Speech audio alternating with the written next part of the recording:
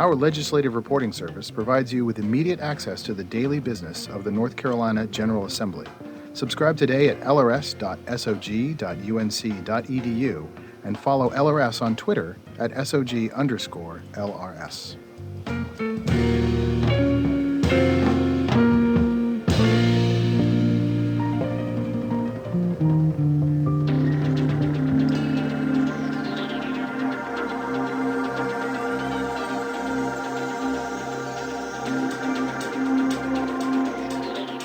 Keep up with the School of Government through your favorite social media networks. Follow us on Facebook under UNC School of Government and on Twitter at UNCSOG.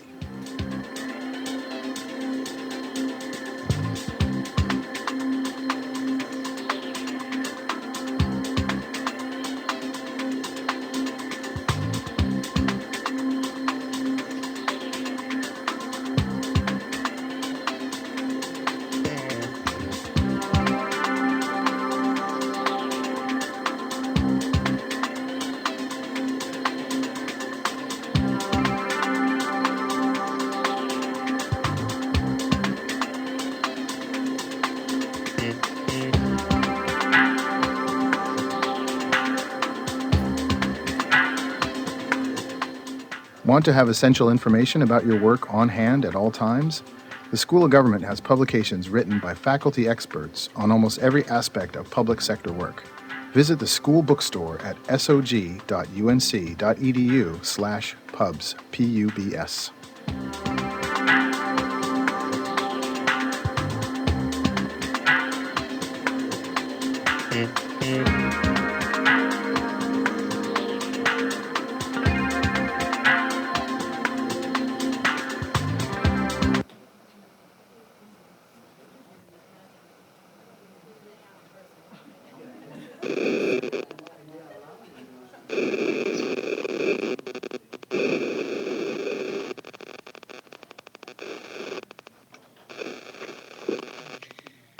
Welcome, everyone. My name is Norma Houston, and I'm a faculty member here at the School of Government. I'm delighted to be with you all this morning for our webinar on the Uniform Guidance Procurement Requirements as they apply to local governments here in our state. I'm joined today by two very special guests, Sharon Edmondson and Jim Burke with the State Treasurer's Office, whom I'll introduce in just a minute. Before we get started, I'd like to take a moment to review a couple of quick housekeeping matters. So for those of you that might still be dialing in or connecting in with us, you're not going to miss any of the substance yet because we're going to go through some housekeeping matters. And I also want to give a full introduction to Jim and Sharon. So first and foremost, welcome and today's attendance. We'd like to know how many people are participating with us today. So we put a question up on your screen asking how many people are viewing the webinar at your location and also what county you're from. Please respond by typing in your county name and the number of people watching, including yourself, and hit the enter key. We'll keep this question up for a few minutes to give everyone a chance to respond. Second housekeeping matter, and very, very important to us, are your questions. Please feel free to submit your questions at any time throughout this webinar. Just type them in the box at the bottom of your screen in the chat box that you see there that appears below the slides. If you're viewing along with others at your site, please designate a scribe or someone at the keyboard who will submit your group's questions. We do plan to respond to questions periodically throughout the webinar, so keep them coming. And if we're not able to answer all of your questions during the time we have this morning, we still want to get them from you so that we can provide you with answers. We'll post a list of all of your questions and we'll provide answers to them on the course page where you obtain this webinar, the Materials tab. It's the same place on the course page for this webinar that you access the webinar slides, and we'll have that up hopefully within the week. Third housekeeping matter is technical difficulties. On the left-hand side of your screen, you will see a box labeled Technical Info. And in that box is a link to a troubleshooting website and a phone number to call to speak to our technical support team. Please feel free to call them if you need to. If you're having trouble hearing the audio presentation, the best solution is to call the toll-free number that was emailed to you with the link to this webinar. Also note that to resolve a problem of the slides not advancing automatically on your screen, just simply exit and then re-enter the webinar, and that should take care of it. Our fourth housekeeping matter is recording. This webinar is being recorded. When you bought the live webinar, when you registered for this program this morning, that includes free access to the on-demand version. You'll receive an email in about a week from us that has a link to the on-demand version of this webinar, and you are welcome to watch it again and again as many times as you wish. Finally, materials and supplemental resources associated with this topic. The slides for this webinar are posted on the course page, meaning the School of Government webpage that you registered for this webinar at. Other resources we have developed to help you understand the Uniform Guidance procurement requirements are posted on the School of Government's Local Government Purchasing and Contracting website, which is www.ncpurchasing.unc.edu. Now, if you didn't catch that URL, don't panic. You will see screenshots and repeats of that URL several times throughout this webinar. So that takes care of our housekeeping matters. Let's get started. I believe we still have folks typing in who they are from, where they are. I see the screen has moved over to the side. Please do continue to tell us where you're from and how many people are with you. So, to start off this morning, I would like to introduce our guest presenters, Sharon Edmondson and Jim Burke, both of whom are with the North Carolina State Treasurer's Office. Sharon is no stranger to those of you in local government finance. She's currently the director of the Fiscal Management Section of the State and Local Government Finance Division of the North Carolina Department of State Treasurer. Sharon previously served for 2 years as one of the assistant directors of the section and was a staff member in the section for an additional 6 years, so she has a wealth of experience.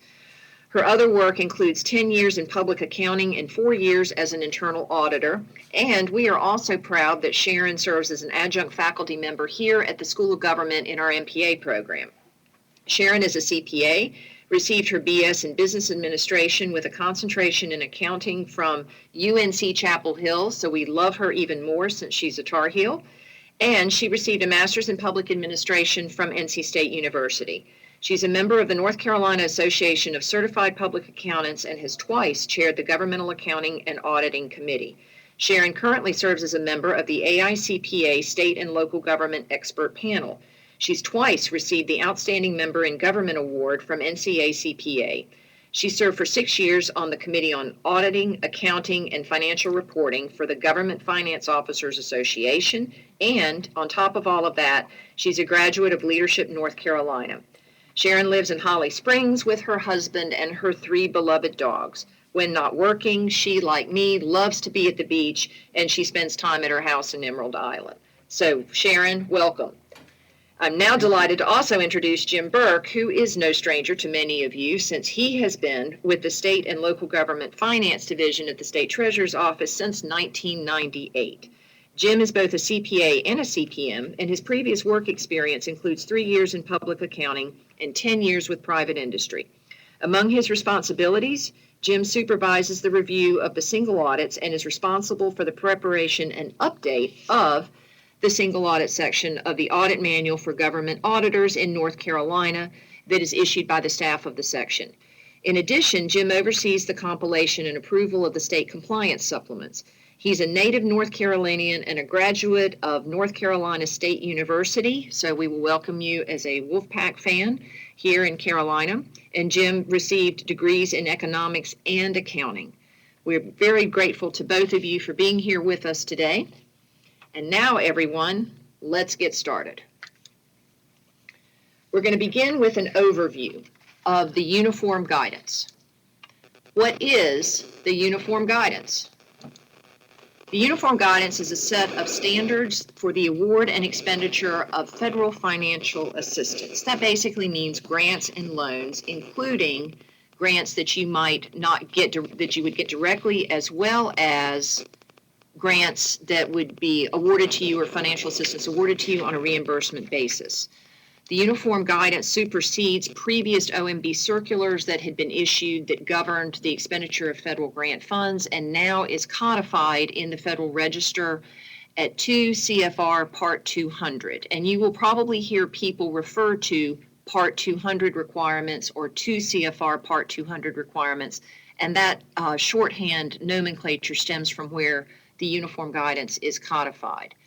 And within the uniform guidance, subpart D is what we're going to be focusing on primarily because that's where the procurement standards are found. Jim, would you share with us, for those that track the old OMB circulars, could you share with us a bit of information about how those circulars are now obsolete? Sure, Norma, and good morning, everyone. Yes, just like Norma said, that the purpose of uniform guidance was to put the administrative requirements and the cost principles all into one group of standards, and that's CPF 200. And so if you're going through updating your documentation, any references to A87, A102, A110, A133, they've all been superseded by this uniform guidance. So be aware of that whenever you're updating your records. Great, thanks, Jim.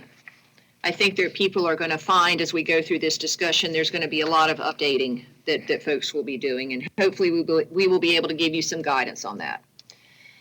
So let me give you now just a brief overview of the different sections of the uniform guidance to put our discussion about procurement requirements in context. And particularly for those of you not in purchasing but in finance, some of these other parts are relevant to your work, even though we're not going to get into them today in detail, but we do want to give you that overview. The uniform guidance is divided into 5 parts, or subparts as they're referred to. The first one is subpart A, which includes all of the definitions. And sometimes, as we all know from reading general statutes, it's really important to know how terms are defined. And all of the definitions for the uniform guidance are in that first subpart. The general provisions, the overarching guidelines, so to speak, are in subpart B. Subpart C sets out administrative requirements that apply prior to the award of the federal assistance to you. So pre-award means the requirements that must be satisfied prior to receiving the award. Subpart D sets out administrative requirements that apply after the award, after you have been granted the funds, and that's what we'll be focusing on this morning. Subpart E sets out cost principles, and subpart F sets out audit requirements. Jim, I know that from the LGC standpoint, you all don't do direct monitoring, so to speak, of procurement requirements, but you are obviously heavily involved in the world of auditing. Would you mind touching on that for us a bit? Yeah, that's correct. Thank you. Just want to make sure everybody's aware of the fact that, subpart F is what our office is primarily responsible for, and we do that in the form of audit reviews and making sure your audits are in compliance with the requirements in subpart F. Now, the administrative requirements and the cost principles, the oversight of that really comes with the granting agencies and the state agencies.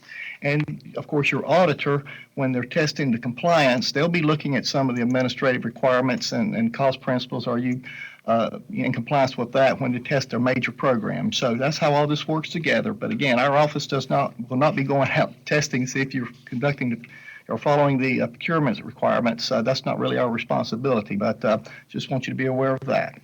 And so, Jim, if local governments have questions about audit requirements, they certainly could come to you with those questions. Yeah, we'll be more than glad to entertain any kind of questions related to that. We've been doing that for years, and if our office cannot answer it, we will hopefully hook you up with somebody who can, maybe with another agency or maybe a federal contact or something along that line. So obviously, continue those questions, email or telephone calls, however you prefer. Great, thank you. Now, as we said, we're focusing on the procurement requirements that are found in subpart D. That's not all that is found in subpart D. I want you all to be aware of the categories of requirements that apply to the expenditure of the federal funds from an administrative standpoint, again, not cost principles or audits. So within subpart D, there are a number of categories of administrative requirements, including, for example, property standards, how to handle property, performance and financial monitoring and reporting. We will be touching on a few of those as we go through, but we're going to be focusing on procurement standards. So within the world of the procurement standards, who does the uniform guidance apply apply to. The uniform guidance under the federal code applies to all non-federal entities. Non-federal entities that receive federal financial assistance. And the code defines a non-federal entity as states, nonprofits, Indian tribes, universities and colleges, and local governments. So who is a local government? A local government is also specifically defined in the code, and local governments are cities and counties, school systems, public authorities and special districts, councils of governments, and any other political subdivision. So in our parlance in local government, if you are not a state agency, you are a political subdivision. So that is the universe of the application of the uniform guidance. Who does the UG apply to? All recipients and subrecipients are covered. And this is an important point that in a minute I'm going to ask Sharon and Jim to chime in on, but I want you to understand in terms of how you've handled your federal grant funds in the past. Now the funds, the requirements of the UG stick with the funds all the way through the allocation chain, including to the final subrecipient. So if a federal agency then awards money, then it passes through a state agency. The uniform guidance applies to the state agency for purposes of monitoring and compliance. Even if the state agency is simply passing through, it must still monitor the ultimate recipient and subrecipient's compliance. So in our example here, the state agency is going to allocate those funds to a local government. And at the local government level, if the local government expends the funds, then all the aspects of the uniform guidance that we're going to be discussing apply. If the local government passes those funds through or awards those funds to a nonprofit organization, which sometimes is the case when handling federal grant funds, then that nonprofit is a subrecipient from the local government, and the uniform guidance requirements apply to that nonprofit. The local government still has monitoring and compliance obligations to ensure that its subrecipient is compliant with the uniform guidance. And Jim and Sharon, I know that this is a subject that you all have dealt with in terms of local government relationships with nonprofits and also local government compliance with requirements when they've had, for example, architects, engineers, or consultants handling the funds.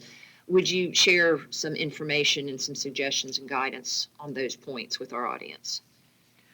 Sure. Good morning, everyone. This is Sharon. Yeah, as Norma said, particularly smaller governments tend to turn their funds over to engineers on construction projects. And I just want to make sure everyone understands that even though there's no problem really with doing that, that it does not exempt the government from the UG requirements. The local government is still responsible for the project.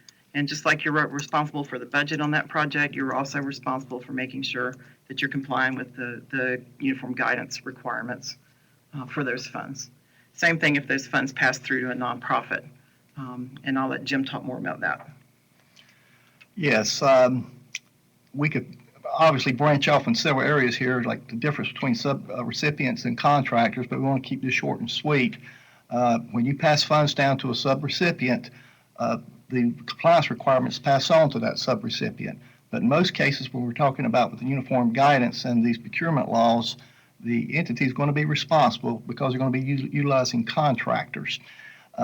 Another point we want to make, and this has happened, maybe a half a dozen to a dozen times in our experience, you'll have a small government especially who make a contract with someone else, such as maybe a council of governments, to manage their grants. And all the funding is sent directly to the council of governments or to maybe another unit of government managing their grants. But the grant itself belongs to the, to that little small government. It's their responsibility. And once an audit is received, our office really has no way of determining about that grant. We weren't informed beforehand.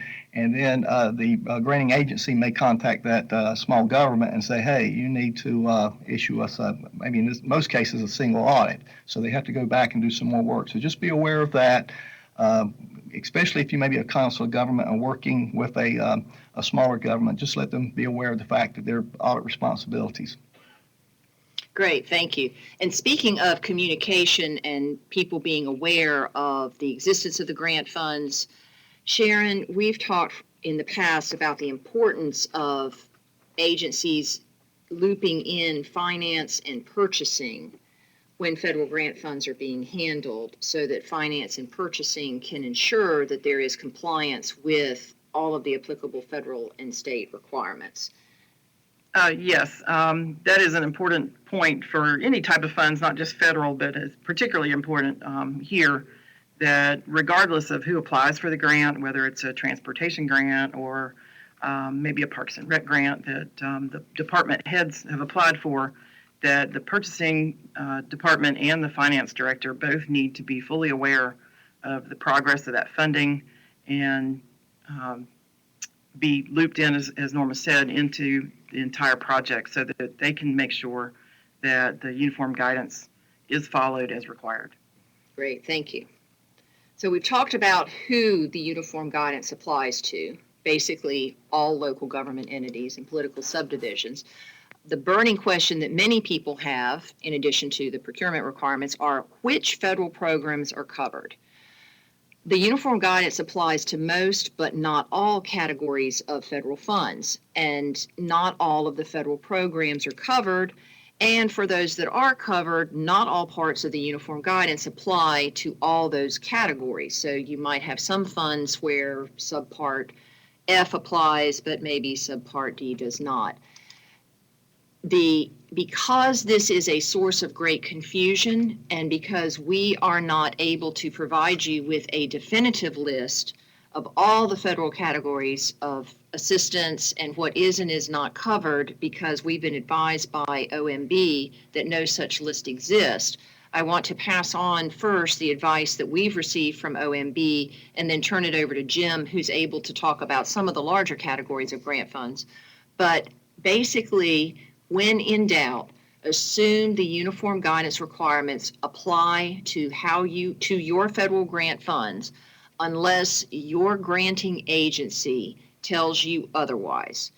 So when in doubt, if you're not sure, check directly with your granting agency and get their guidance in writing. Typically, you will see in your grant documents, for example, you might see a reference to, if not uniform guidance, you might see a reference to 2 CFR Part 200 or some other language that signifies that the uniform guidance requirements apply. But to the extent that you're not sure, please check with your grantor agency. We are not able to act or speak on behalf of these federal agencies, and so you will want to confirm this directly with your grantor agency. And Jim, if you could share with us what you have been able to identify and find out and offer some additional insights on program coverage. Certainly. Well, again, as what Norma said, we have not been able to obtain a list of complete listings. That we just have to do, what you're going to have to do is just do some research and find out whether your particular program is covered or not. Now, keep in mind, again, the uniform guidance only applies to federal awards. State programs such as Powell Bill, the State Public School Fund, they're all funded by state dollars, so they're not subject to the procurement standards but uniform guidance. Now, in the future, the state does have the right, if they want to adopt some of those requirements, they can. But currently, I'm not aware of any agency has done that. And as you know, to distinguish a federal program from a state program, the federal program has a 5-digit CFDA number. Now, the best way to determine whether your program is subject to the procurement requirements is basically look at the notice of the award or the grant agreement that should have all the exceptions listed in that agreement. There may be some other kind of resources such as agency regulations that adopted or implemented uniform guidance that may state whether those procurement requirements apply. Contacting your agency representative or a federal contact. That's primarily the best way to determine whether they apply or not. Now, for those who are familiar with uniform guidance, we made mention of Subpart B. And Subpart B does list some programs, not necessarily by names, but maybe the act or the regulation that created those programs, and they said those programs are exempt. For example, the block grants authorized by the 1981 Omnibus Budget Reconciliation Act, they're not subject to Subpart D, which includes the procurement standards, as well as the Child Care Development Block Grant Program. There's a couple of programs related to that. And also the Impact Aid, that's education, U.S. Department of Education program. Those are listed in the, as part of, and Subpart D is not applicable to the procurement requirements. Now, if you want a list of those programs, if you were to look into 1987 OMB compliance supplement under Appendix 1, they are listed in there, every one of those programs based on the CFDA number and program name. But again, if you see your program on that, I would strongly encourage you to contact your state agency. Again, this was the 1987 compliance 2017 compliance supplement, so it could be subject to change, but I'm not aware of that. Also under Subpart B, it says that loans and loan guarantees are not subject to the procurement standards. Now, there's no specific programs that are listed, so again, I would confirm with your granting agency or maybe a federal contact with that. Now, recently, our office contacted the U.S. Department of Agriculture, their Office of Inspector General's office, and we specifically asked about 3 programs that are popular in North Carolina. That is the Wastewater Disposal System for Rural Communities, CFDA 10760, the Community Facilities Loan and Grant Program as 10766, and the Community Facilities Loan and Grant Program for Community Programs, that's 10780. And they confirmed in an email that they are not subject, the loan programs are not subject to the procurement standards or the Subpart D, which includes those standards. Now, this only applies to the loans and not to grants for those programs. Grants are very popular as well. So if you're receiving a grant and not a loan, our understanding they are subject to the procurement requirements. In addition, 2 other very popular programs, the Drinking Water and the Clean Water State Revolving Funds, the capitalization grants for those, that's CFDA number 66468 and 66458. According to the vetted draft of the compliance supplement, the 2018 compliance supplement, they clearly state that those programs are not subject to the procurement requirements. However, again, we have not yet received confirmation from that, so the final on that compliance supplement will not be out until probably in the summer. So if you want to obviously contact your agency, but the auditors will probably be looking at the federal compliance supplement when it's issued in 2018 to determine whether they need to test those programs. As I alluded to, the OMB compliance supplement, that's always a very good resource. That's where auditors are instructed to look for guidance from in audit guides. And if you have a program that's listed in Part 4, that offers some information about what part of the uniform guidance they're subject to or maybe not subject to. So if you may have a program, they're usually the larger and the most popular programs, it may be listed in Part 4 OMB compliance supplement. Now, we have the 2017, I'll tell you, available. The 2018, again, hasn't come out, but I'll tell you how to obtain that a little bit later. And also in Appendix 3 of the compliance supplement is a very useful resource that we have been using lately. That has some federal agency contacts and management liaisons related to those programs. There's representatives from the Office of Inspector General, their contact information, emails, names, emails, and telephone numbers. And then also folks are specifically addressing certain programs, and those programs are identified by the CFDA number. So if you have a program, and you obviously know what the CFDA number is, you can look it up in Appendix 3. There's a federal agency contact, and they may respond. Our results is that, if you ask specifically about a program, they'll probably respond pretty quickly, but if you ask more of a general question about what programs don't apply, it may be taking some time. So those are some resources that can tell you how, and programs that, from our understanding, are not subject to these requirements. But again, you may want to get direct confirmation from your agency contact or a federal contact. Great, Jim. Thank you. We got a quick question. Do you know if Title I funds are covered? That, from my understanding, they are covered, and I'm glad you brought that point up.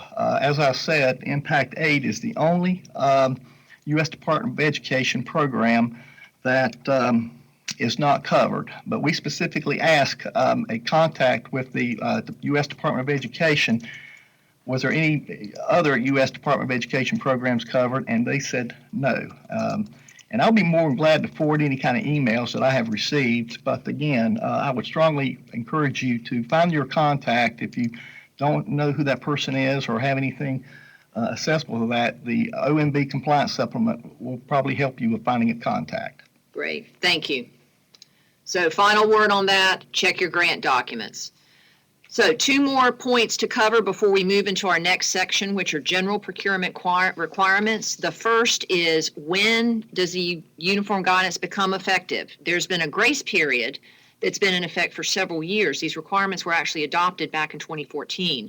But there has been a grace period in effect, and now that grace period comes to an end on your fiscal year that ends after Christmas of last year. So if your fiscal year ends on June 30th of this year, then the UG requirements apply as of July 1st of this year. And a common question that we're getting is, what about grant funds that were awarded, say, in FY 2017-18? So let's say you got grant funds awarded last October or last month that you will be spending after the beginning of your next fiscal year. Do the uniform guidance requirements apply? And in our opinion, the answer to that is yes. Sharon and Jim, is there any additional information you'd like to offer on this question of compliance across fiscal years? Yeah, we had a pretty good question that we received about a program. It was a cost reimbursement program, and the funding and the expenditures for this will not occur until after July 1st, 2018. And this is basically, that date is when the government was planning to implement these procurement standards, and that's an allowable date. However, they're needing to contract for those providers for those services, and that was going to take place before July the 1st. So they're planning to, solicit some bids and things like that prior. And the question was, should they follow the uniform guidance? Well, basically, since they're incurring expenditures and receiving the funds, next year, and that's what's going to be testing, yes, they need to kind of, even though they haven't fully adopted the requirements, they need to go ahead and do that when they're contracting for these services. So, you need to have the proper documentation. You maybe have some proper guidelines. So you may want to spend some time on, doing what the procurement requirements in the uniform guidance say with that in the current year, and then, applying those obviously until next year and applying those to your policy. So yes, that is a good question. And I would say that some of these questions that we received and have received, there's no clear guidance on that. There are a couple of resources we'll talk about a little bit later. Frequently asked question document is obviously been a good resource, and we've been sending some emails, but you may just want to use your own judgment, and I would always kind of, side on caution for this. So if you're questioning whether uniform guidance applies or not, you may, again, want to side for, on caution. But again, we'll be more glad to entertain any kind of questions you may have. And the reason why it's important to assume the uniform guidance applies, unless, again, you've been told otherwise by your granting agency, is because there are consequences for noncompliance. And we're not going to go into all of those consequences in detail, but just suffice it to say that, as you all know, if you don't comply with state requirements when you bid a contract or engage in some other type of procurement activity, your contract could be held void. Failing to comply with these federal requirements could result in consequences such as losing your federal funds. So it's important to err on the side of caution, which is what we are advising. And here's an example of why this is important in the context of FEMA funds. FEMA public assistance funds that you receive after a presidential disaster declaration are subject to the uniform guidance. Many of you in Eastern North Carolina are still handling these categories of funds, or CDBG-DR funds. And what you see on the screen are examples of noncompliance and the consequences from noncompliance, meaning the local governments were deobligated, and these are national statistics, But in these instances, the amount of money that you see in red on the screen was actually federal financial assistance, FEMA public assistance money that was disallowed or deobligated. In other words, the local governments did not get that level of reimbursement. And the number one reason why local governments are deobligated from FEMA funds is noncompliance with procurement requirements. So that gives us a great segue then to getting deeper into procurement requirements. First, we're going to talk about the top 10 general uniform guidance procurement requirements, the standards that are established that apply across the board. Then in our next section, we will get into specific bidding requirements and comparing and contrasting state law with federal law. So first, number one standard, oversight. You are obligated under the uniform guidance to maintain oversight over your contractors, your vendors, your subrecipients, your consultants, whoever you hire to expend those federal funds, to make sure that they are complying with the terms and conditions of the contract. The second standard is necessity. You must make sure that you avoid unnecessary and duplicative purchases. In other words, no stockpiling. You are required to be diligent in your acquisitions of and make those acquisitions be only that which is necessary to perform the work under the terms and conditions of the grant fund. And again, make sure, as Jim and Sharon already mentioned earlier, back to the point of oversight, that you are monitoring your subrecipients and your vendors and contractors. The third standard that applies across the board involves standards of conduct. You are required to have a written policy that governs conflicts of interest and standards of conduct by your employees that are handling the contracts under which the federal funds are expended. Those standards of conduct must address financial conflicts of interest, gifts and favors, and must include disciplinary actions for violations. We'll talk about conflicts of interest a little bit later in this webinar. And let me also make sure everyone knows now, even though I'll mention this again in a minute, that we do have a sample conflicts of interest and gift ban policy that we've developed that is available on our SOG local government purchasing website. With regard to conflicts of interest in particular, in addition to the written policy that you have, there is an absolute prohibition against being involved in the contracting process if you have a real or an apparent conflict of interest. So in addition to having written standards of policy, you must also follow those policies. And if you have a financial conflict of interest, it's either real or apparent. And note that or apparent is part of the federal law, where you don't see that in state law, for example, under GS 14-234. Then you must remove yourself and ensure that you are not involved in the contracting process. And to the extent that there is a conflict of interest that is associated with someone who's involved in the contracting process, you must disclose that conflict in writing to the federal granting agency. In addition to having a written policy on gifts and gift ban, there's also a substantive obligation and a prohibition under the uniform guidance against accepting gifts or favors from vendors and contractors. This is substantially similar to the prohibition under state law that is found in GS 133-32, and we'll talk a bit more about the distinctions that exist under federal law versus state law a little bit later in the webinar.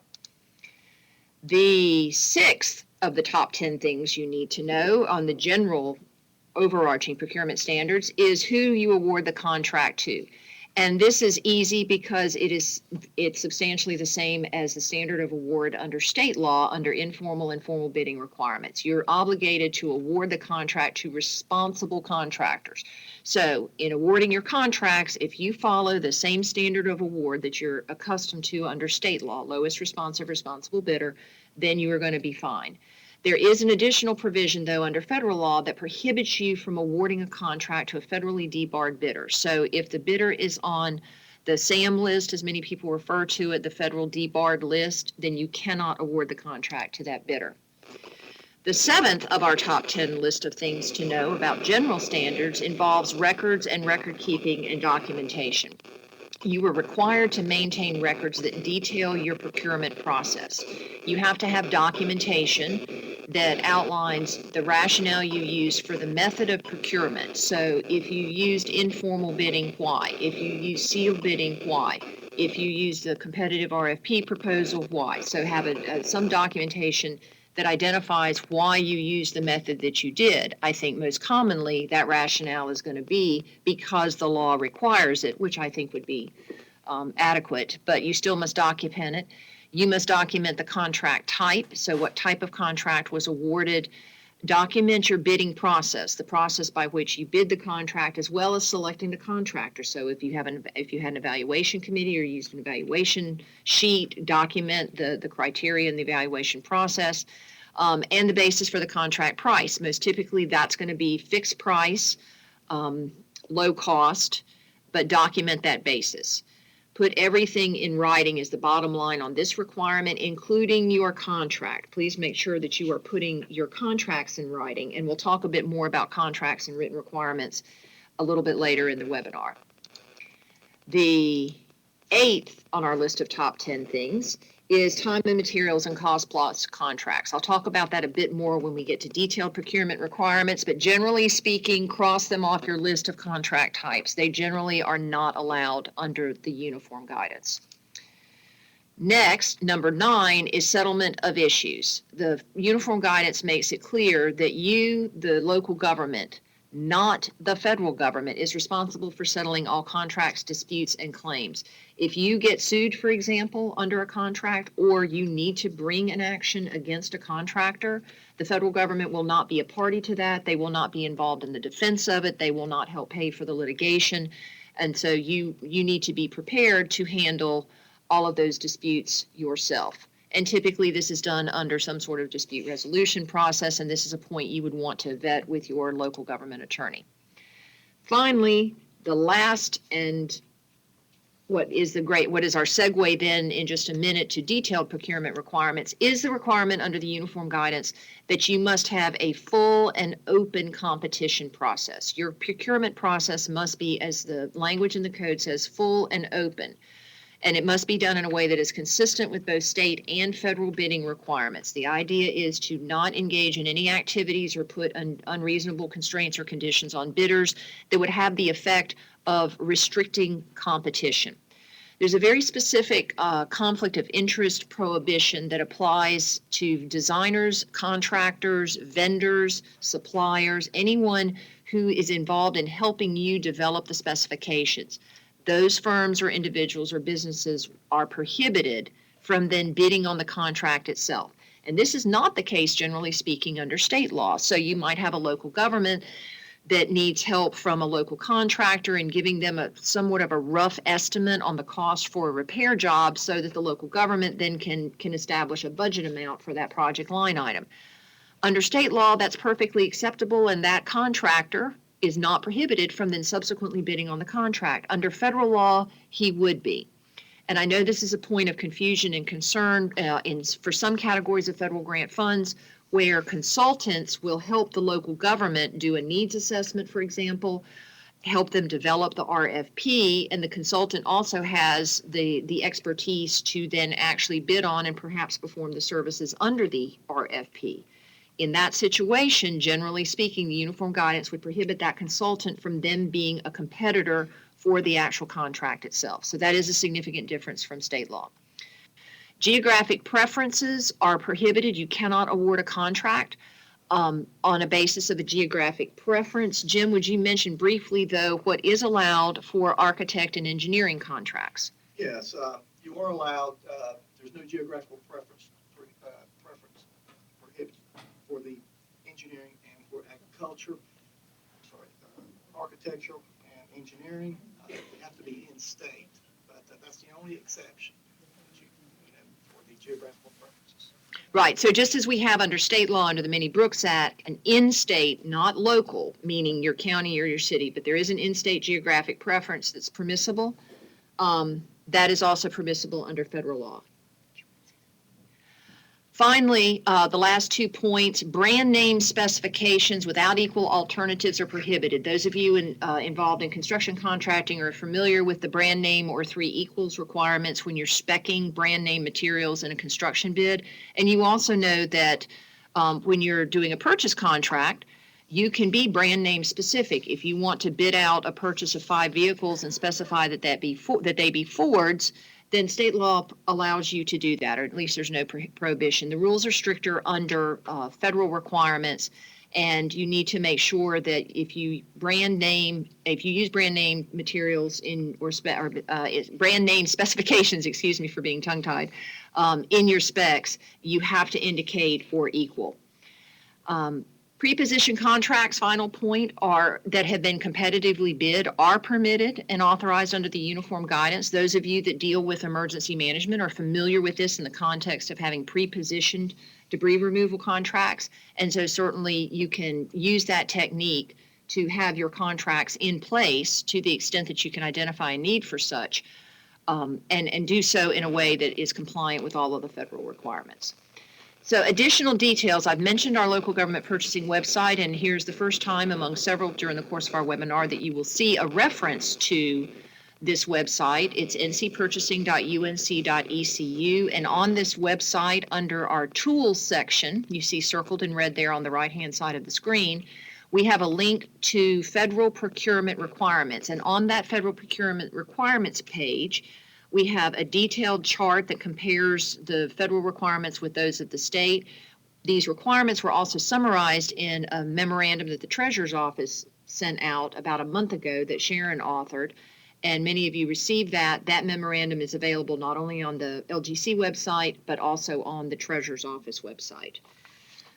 Now we're getting ready to move into more detailed discussion about specific bidding requirements. Before I do, Sharon or Jim, were there any points or comments you wanted to make about general requirements before we move on? Well, the only thing I was want to add is whenever you're dealing with these procurement requirements, if you read the uniform guidance, the word must is used, and that, again, is mandatory, unlike the word should, which is mostly for best practice. So be sure when you read that, you distinguish, when you see must, that is a requirement for sure. Great. Thank you, Jim. Okay, now we're going to get even more detailed. We're going to talk about the specific bidding requirements that apply. Basically, under the uniform guidance, you use your own local policies and state law, provided, except to the extent that federal law is more restrictive, then you have to follow federal law. And there are some major differences between the uniform guidance and state bidding laws. And so we're going to, again, employ the top 10 list methodology in discussing these major differences. The bid thresholds are different. To some degree, the actual bidding requirements themselves are different. How service contracts are handled is actually dramatically different. Minority solicitation requirements, time and materials and cost plus contracts. I said I would get back to that, and we will. Exceptions to bidding requirements, the need to have written policies and written documentation, contract provisions, conflicts of interest and gift ban prohibitions, and then procurement by nonprofits. And let me say again at this point, as we get ready to delve into these levels of detail more specifically, that your grantor agency may impose additional or even more restrictive requirements on you in addition to what is found in the uniform guidance. Federal grantor agencies also have the authority to issue interpretations or guidance on these requirements. So you should always check your grant documents and confirm with your grantor agency whether or not you are simply being required to follow the uniform guidance as it exists generally speaking, or whether your agency has imposed additional requirements. And to the extent that you get guidance from your grantor agency on additional requirements, please make sure you get that guidance in writing and you save it to your project file for the subsequent audit.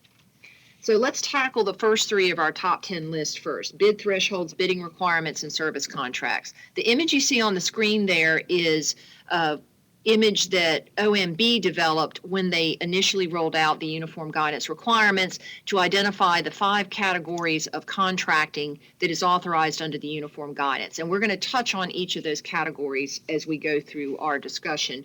But some of you might be familiar with what OMB calls the bear claw of contracting requirements. And so for those who are familiar with it, that is what it is, the OMB bear claw. But let's break this down more specifically by contract type and cost, which is how I like to analyze and apply bidding requirements. So many of you who are purchasers might have seen this slide before. For the purposes of understanding state legal requirements under state law that apply to procurement activities, we divide the universe of contracts you enter into 4 basic categories. Purchase contracts, where you're buying apparatus, supplies, materials, or equipment. Construction and repair contracts, you're building something new or repairing something previously built. The Minnie-Brooks Act, which is a specialized method for procuring architectural, engineering, and surveying services. And then the everything else category, which are generally speaking your service contracts that are not for professional design services. So consultants, solid waste collection, etc. And under state law, we have bid thresholds that apply to the cost of the contract, meaning the dollar amount of the contract itself, how much money is obligated under that contract. And those dollar amounts trigger bid thresholds. And so formal bidding requirements under state law are triggered for purchase contracts costing $90,000 or above, construction or repair at $500 or above. And informal bidding requirements are triggered at $30,000 up to the formal bid threshold for purchase and construction and repair contracts. The requirements under the Minnie-Brooks Act, where your focus is on the qualifications and not the price of the firms that you're using when you put out an RFQ, that applies to the contracts regardless of cost, unless you use the state exemption, which we're not going to get into today. But basically speaking, for purposes of our discussion this morning, the Minnie-Brooks Act applies regardless of the cost of the contract. And then under state law, there is no competitive bidding or procurement method that's imposed for service contracts or construction and repair contracts below $30,000. Now, many of you have local policies that have either, for example, a lower bid threshold in the informal bidding range. You also have many of you have local policies that require competitive RFP processes for service contracts. But that's a choice and a function of local policy, not a requirement under state law. The map looks very different under federal law. And so you see our categories of purchase, service, construction, and Minnie-Brooks contracts, A&E services. And one of the first significant differences that I'm sure that leaps out to you is that service contracts are treated the same as purchase contracts under the uniform guidance. So you must bid service contracts exactly the same way under the uniform guidance that you bid purchase contracts. You also see differences in the thresholds. So the micro purchase threshold, which is $3,500 currently, is a small type of purchase or construction activity. Then we'll talk about what the requirements are in just a minute. But above $3,500, some level of bidding or competitive procurement is going to be required, regardless of the type of the contract and regardless of the cost. So that is the main point to take away from our first 3 topic, bid thresholds, bidding requirements, and service contracts, is that for any contracts over $3,500, regardless of type and including service contracts, you're going to have to do some level of bidding. Now, which set of rules do I follow? Many of you are familiar with the most restrictive rule. Whatever set of bidding requirements are the most restrictive, that's what you follow. Now, if the rules are different from each other, but neither is more restrictive than the other, then uniform guidance requires that you follow the federal rules. So when in doubt, assuming the rules aren't more restrictive and you can't decide which is more restrictive, or if they seem equally restrictive, follow the federal rules. However, that does not mean that just generically speaking, you always follow the federal rules. There are going to be some specific state requirements that still need to be complied with and vice versa, and we're going to map that out for you in the next section. So, for purchase and service contracts, what is going to be the most restrictive rule? Here's what the state requirements are. You remember the arrow chart, and the arrow chart for the uniform guidance requirements. Here's what most restrictive looks like. $0 to $3,500, you're going to operate under the micro purchase threshold, which basically means no competitive bidding is required. You are not required to solicit pricing or quotes, as long as you determine that the pricing you're receiving for that item or that service is fair and reasonable. You are obligated under the uniform guidance to attempt to spread around your purchases. So if you buy office supplies, again, spending less than $3,500 from one vendor, the next time you make a purchase, the uniform guidance encourages you to then make a purchase from a different vendor simply to spread your purchases around. From $3,500 up to $90,000, you would be operating primarily under the uniform guidance small purchase procedure. And we're going to talk about what those procedures are next, but that's the category of contracts, 3,500 up to 90,000, you're going to be operating under the small purchase requirements. Then from 90,000, which is the state formal bid threshold and above, you're going to use a combination of state formal bidding and sealed bid requirements. So what does all this mean more specifically? We're going to walk through now a comparison of cost contract and for service and purchase contracts and identify what those federal requirements are. So remember, below 3,500, you're not required to bid. Between 3,500 and 90,000, if that's the cost of your contract, you'll be operating under the Uniform Guidance Small Purchase Procedure. And here are those procedures.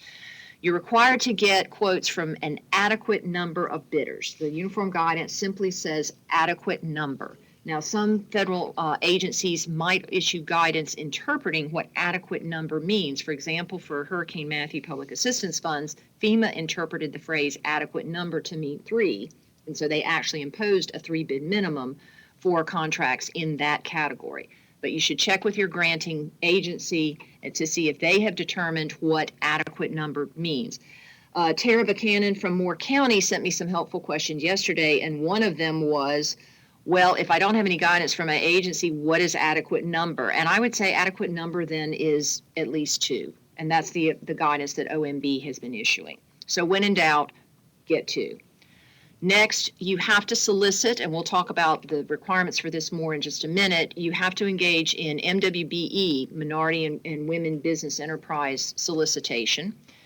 You must award the contract on a fixed price or a not to exceed basis. Again, no time and materials or cost plus contracts. You need to have that contract in writing with specified provisions. We'll talk about those provisions a little later. Award to the lowest responsible bidder, and document all of your procedures. So those are the basic procedural requirements under the small purchase category. Next, for your service and purchase contracts costing $90,000 and above, you're going to need to follow a combination of state formal bidding and the more formal method under the uniform guidance, which is called the sealed bid method. So the sealed bid method is the uniform guidance comparison to state formal bidding requirements. And so first, these are the state requirements that most of you are hopefully familiar with. You need to provide specifications to bidders, engage in the formal advertising, the minimum of seven days in a newspaper, etc. The bids must be received sealed, open at a public bid opening, and award to the lowest responsible bidder. Those are state requirements that hopefully you are familiar with. What you need to also do, though, under the Uniform Guidance Sealed Bid is that second set of bullets that just appeared on your screen. First, you must engage in a price or cost analysis prior to bidding.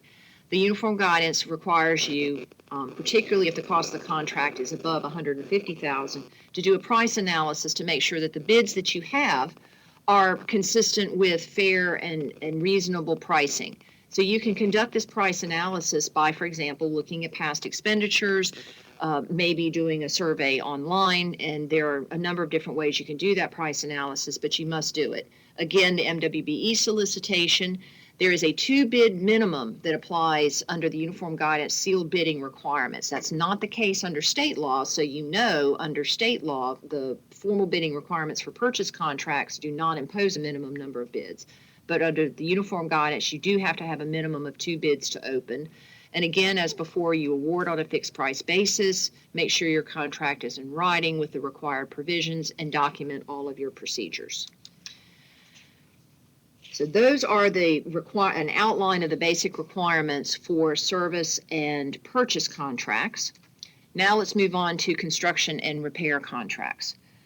First, state law, you require that previous chart, and here are the requirements for construction and repair contracts where the bid thresholds kick in under federal law. So which is more restrictive? Again, Up to $3,500, you don't have bidding requirements. You simply obtain pricing that you believe is fair and reasonable and make a good faith effort to spread your procurement around between different vendors or firms that would be providing those construction and repair services. Very little of that is going to happen below $3,500, but to the extent it does, that is the obligation.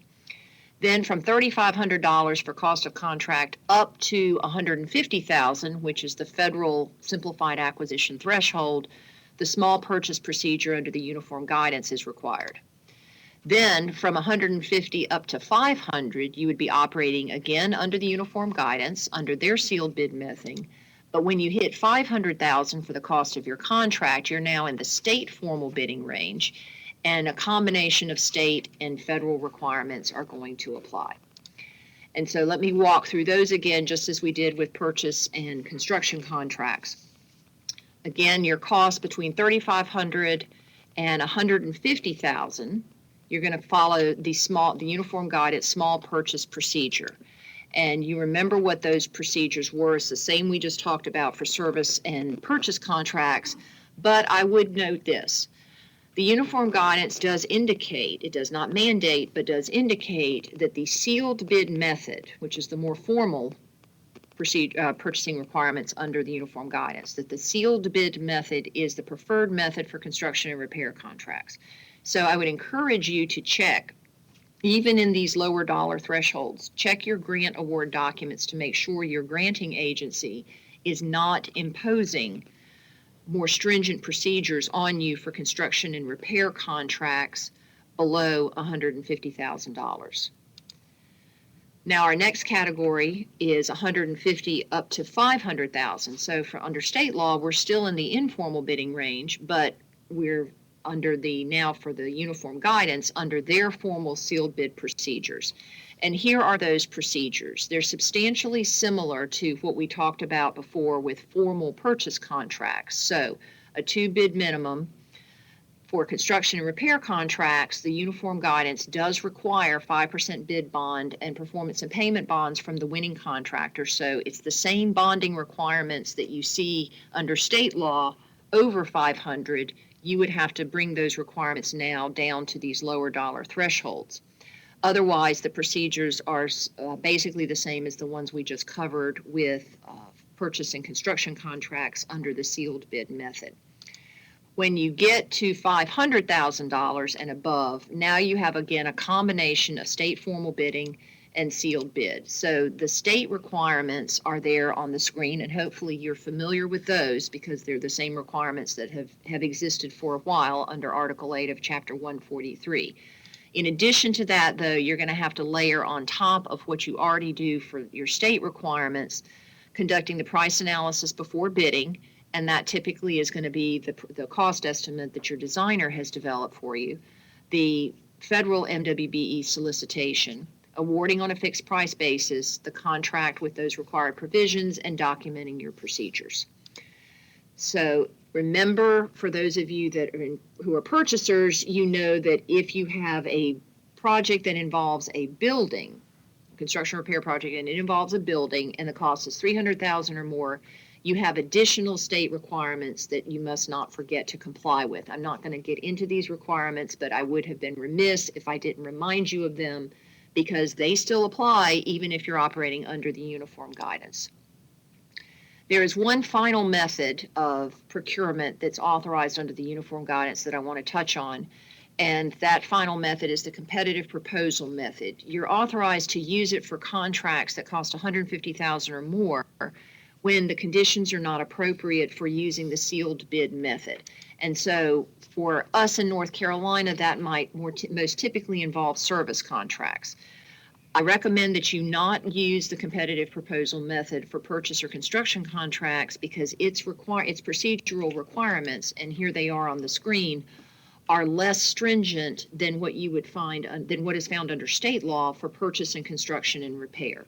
So basically speaking, I recommend you consider using the competitive proposal method only for service contracts, and I would confirm with your granting agency that you are going to be approved to use that and that the agency does not want you to use the more stringent formal sealed bid method. But the competitive proposal method is basically substantially similar to how most of you operate when you're issuing an RFP for service contracts.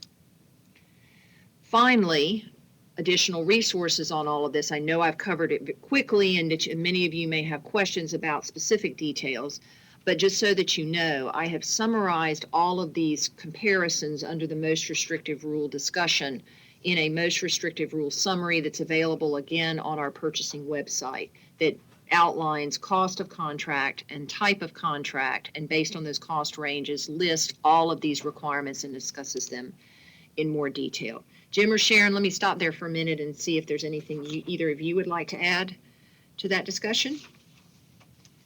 Or if not, then we're going to move straight on to minority solicitation requirements. This is another category of requirements under the uniform guidance that you might think is similar to state law, and it is conceptually, but the requirements are actually different. So under state law, HUB, which stands for Historically Underutilized Business, which is our nomenclature under state law, is a goal program. It's not a quota program. And it's a program that focuses on creating an opportunity for historically underutilized businesses to compete for contracts. But you still award the contract based on the lowest responsible bidder standard of award.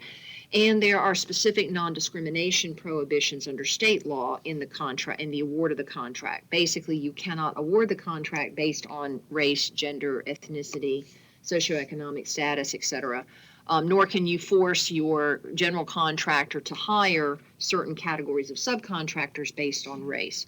But there are very, very detailed, those of you who work with HUB and MWBE programs know that state law requires good faith efforts on behalf of both the local government and at certain dollar thresholds also on the bidders. And those requirements must be satisfied, and particularly on the part of the bidder. If they're not, then the bid is non-responsive under state law. The federal uniform guidance also has MWBE participation requirements, and so which one do you follow? Do you follow state or do you follow federal? You actually need to follow a combination of both. The federal MWBE participation and basically outreach requirements apply to all contracts regardless of the type of contract that cost above the micro purchase threshold. So that's a significant difference from the uniform guidance than you would find under state law, where HUB requirements only apply to building and construction repair contracts. So service contracts, purchase contracts, construction and repair, federal MWBE solicitation and participation requirements are going to apply for all those contracts that cost $3,500 or more. And there are 6 specific solicitation steps that you must make an effort to comply with, and I'll cover those next in just a minute. Under state law, what is, under state law, you're familiar with the requirements of your outreach efforts for in the informal bidding range, and then at $300,000, for the cost of the contract, bidder good faith efforts kick in. You need to make sure you are still doing your outreach efforts, and for projects that are subject to state HUB bidder good faith efforts, the bidders still need to comply with those efforts, even if you're spending federal grant funds, because those state requirements are more restrictive. So your contractors are still going to need to submit an affidavit A or an affidavit B. They're still going to need to list all of their HUB subcontractors on their bid. Your winning bidder is still going to need to comply with either affidavit C or affidavit E. So all of those state HUB requirements still apply. You just layer on top of them the federal requirements, and you would apply the federal requirements to all categories of contracts. The bidder good faith efforts with affidavit A, et cetera, are still only going to apply to building construction projects that cost $300,000 and above. And so here are the 6 steps that you are required, or in some cases encouraged, to perform under the uniform guidance for MWBE solicitation. And you can see, for those of you that are familiar with state outreach requirements, that items 1, 2, and 6 excuse me, items 1 and 2 are substantially similar to what most of you do now anyway. You include your HUB firms on your bidders list. You include them in your bid solicitations.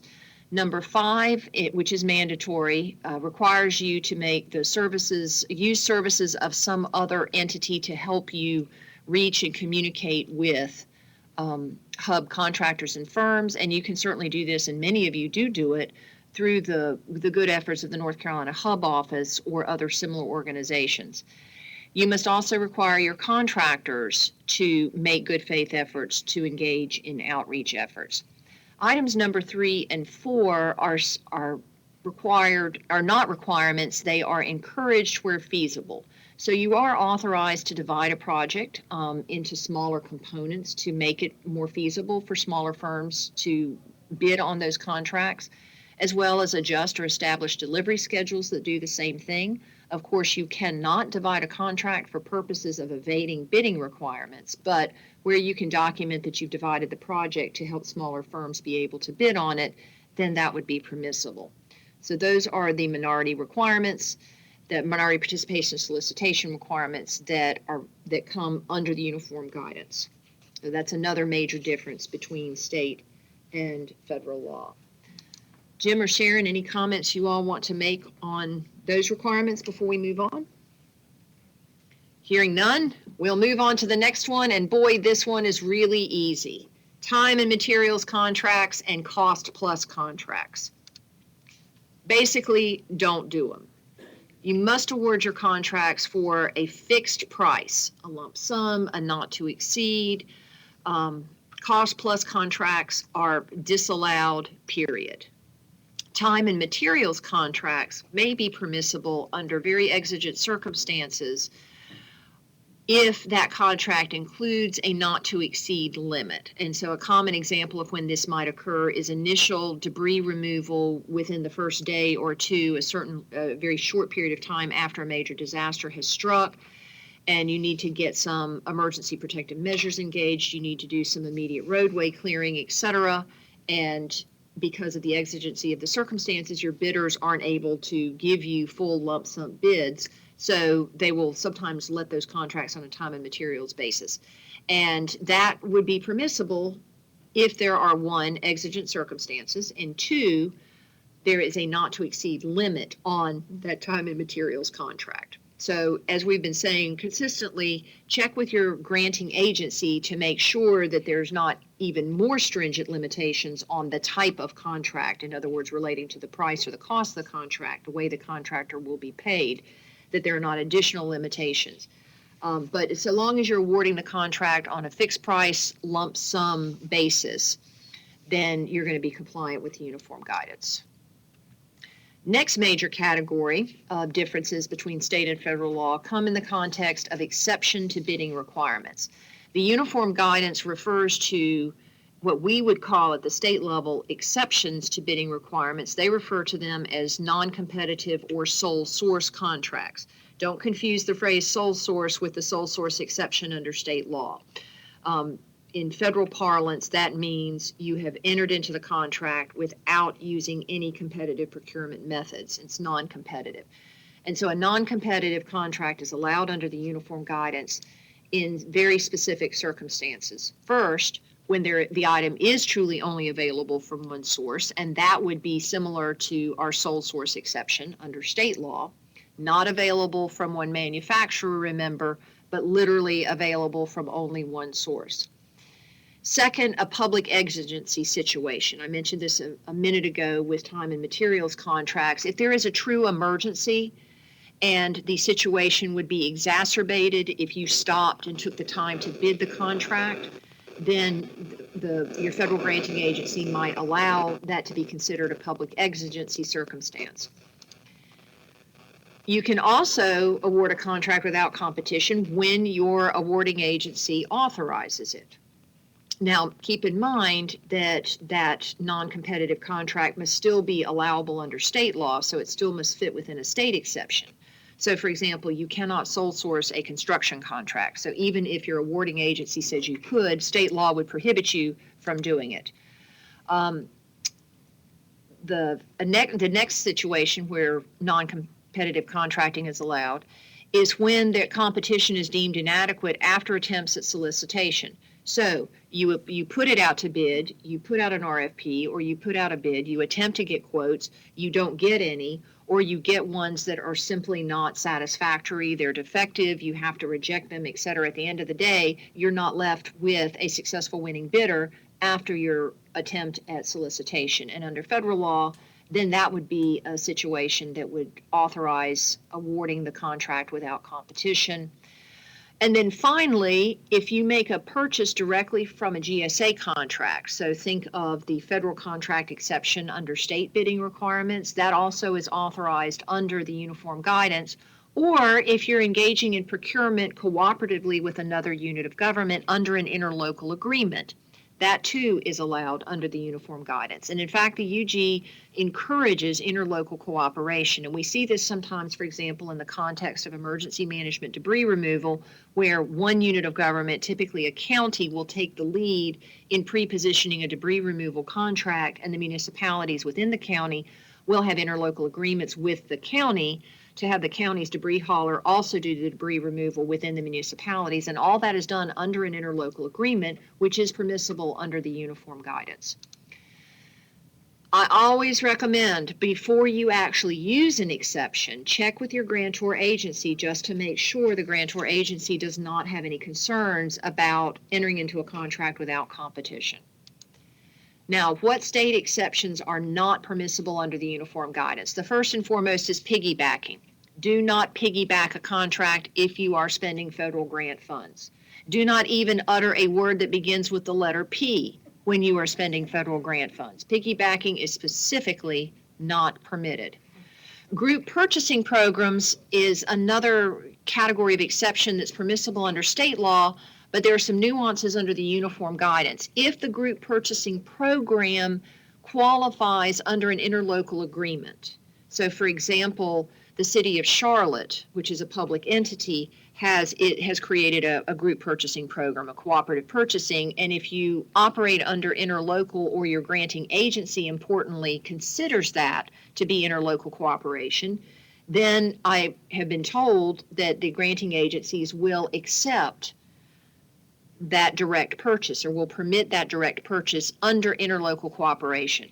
But if the group purchasing program is operated by a private entity, in my experience, particularly with FEMA, FEMA is not, the federal agency is not going to permit that non-competitive purchase.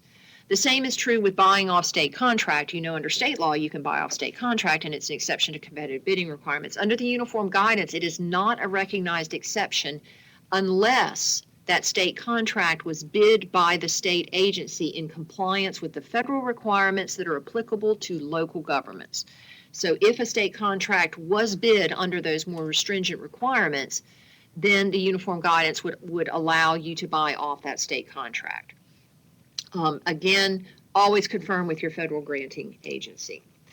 Sharon or Jim, are there any comments you want to make about exceptions before we move on to policies and documentation?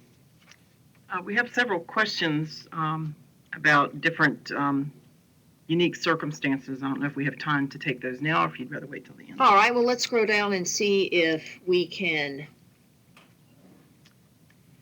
identify any that we can ask. Let's see, I see one.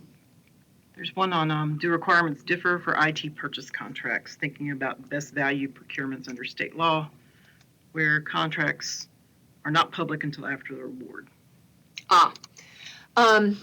That thinking about IT contracts, and Denisha, that's a great question. Thanks for asking it. You might be thinking of the IT RFP option, which you find under GS 143-129.8.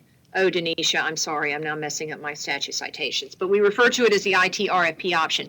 I think that would be permissible under the uniform guidance using the competitive proposal method. So I would recommend, if you wanted to pursue the acquisition of IT goods and services under an alternative, kind of a best value procurement method, which is what is authorized under state law, then you would follow the competitive proposal method under the uniform guidance. Here's another question I see right below the one Denisha asked. Does the UG require we spread small purchase contracts out between vendors and suppliers? It doesn't require it, but it does encourage it. You should make an effort to do that. And I would also say that also for recruiting minority groups and women business enterprises, they encourage breaking it out for that purpose as well. Yes, absolutely. So breaking out your project into smaller components for bidding, and then if you're operating below the micro purchase threshold in that $3,500 range where you're not required to bid, the uniform guidance, it should, not must, but should therefore, you should make a good faith effort to spread your purchases around so that you're not buying office supplies, for example, from the same store every single time when you're spending federal funds. Let's see, we got a question about co-ops, and I think I just answered that. Generally speaking, co-op purchases, no, but if the co-op is operated by a unit of government and the operated by a unit of government, it might qualify under interlocal cooperation. So I would encourage you to check directly with your granting agency before purchasing from a particular co-op. But generally speaking, I've been told you could consider interlocal cooperation as a method of doing it, but only if that co-op is operated by a unit of government. If it's operated by a nonprofit or a private for-profit entity, that's, in my opinion, not going to qualify. We have a great question here, Melissa, thank you. What if you have several small purchases and they add up to over $3,500 during the course of the year? Jim, were you wanting to answer that one? Well, you looked eager to answer it, Jim, so jump right on I in. saw that question, but it just depends on the type of product. I mean, if it's like office supplies, you can combine all of those and if add up over $3,500, then yes, it does not qualify as a small purchase, more of a, purchase over $3,500. But if it's different types of purchases for different products and those type of things, you break them down, then yeah, it's more of a small purchase item. But it just depends on what type of purchase we're really talking about. If they're very similar, like office supplies, you can lump them together and it can exceed the $3,500. It doesn't have to qualify for a small purchase. Yeah, and so I would say, Melissa, in follow-up to what Jim said, when in doubt, bid it out. If you know during the course of a fiscal year that you're going to be expending for that similar types of products from the same vendor. So you're going to be buying more than $3,500 worth of office supplies, and you're going to be and you're anticipating buying it from the same vendor. If you know at the beginning of your fiscal year that that's going to happen, I would recommend that you stop and go ahead and bid it out. So there's no question at the end of the day when you're going through a post-grant audit and you get dinged by your auditor or by your federal granting agency. I think at this point we have a number of other really, really great questions, and what I'd like to do is move on to the next section of our discussion, and hopefully we'll have some time to come back and address some more of these questions. And if not, as I said at the beginning, we are capturing all of your questions that you type in. They will, at the end of the webinar, they will be converted to a Word document. I will then write answers to all of these questions, even if we've addressed it here during the webinar. I'll write all of the answers, and we'll be posting this on the webinar course page, hopefully by the end of the week, if not early next week. So please do keep the questions coming. But to make sure that we have an opportunity to get through our full discussion, let's move on to our next topic, one that I know Sharon and Jim care about a great deal and is very important, and that's the requirement of having written policies and documentation. So first, the uniform guidance requires written procurement policies, and those policies must be consistent with state and federal law. Some local governments in our state don't have written procurement policies at all. Many of you do, and your policies are hopefully compliant with state law. You now need to make sure that your policies are compliant with federal law. And if you don't have written policies at all, you need to have written policies. So we had a couple of points on this before everybody panics, and I know this has been of great concern to many of you, as it has been to Sharon and Jim. We have developed a sample procurement policy that is available on the website. I'll remind you in just a minute of that URL, that does incorporate the uniform guidance requirements that we've been discussing, and that is available on the website. So you can use that as a guide. We've also developed, and we got what I'm referring to as a compliance statement. There was some confusion about a year ago about the whether or not it was necessary to actually reprint all of the text of Part 200 in your local policies. And Sharon and Jim and I conferred, and we sought guidance from OMB, and were advised that that is not required. So you do not have to take the entire section of the uniform guidance, or even just all of Subpart D, and reprint those federal requirements verbatim into your local policies. You can have something as simple as a compliance statement if you want to add to your policies, and you see that language in red. We also have that compliance statement loaded on our purchasing website. So you can satisfy this requirement under the uniform guidance in several different ways. If you have written policies that you feel are robust and thorough and you simply want to add a compliance statement, you can do that.